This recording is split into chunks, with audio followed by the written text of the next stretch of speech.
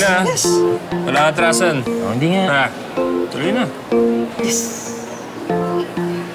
Ay, Micah! Nangyari sa mukha mo.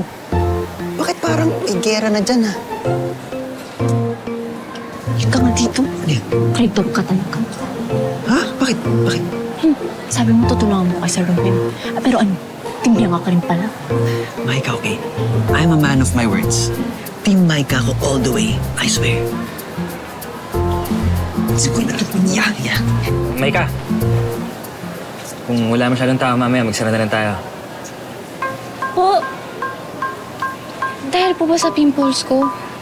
Ay, ano po kasi, na-allergy po sa skincare. Uwi na lang po ako. Hindi naman sa ganun. Ano ka ba? Lagyan mo lang ng ointment yan. May nirekomenda si Miss Blush sa channel niya. Send ko sa'yo yung link. Wag na. May mumurahin namang ointment dyan sa butika eh. Ay.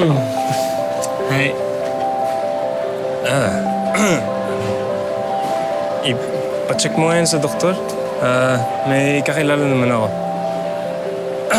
Basta, ganun na lang pagbalik ko ng Manila, sabay kayong dalawa. Robin, ina-expect ka ni Miss Blush.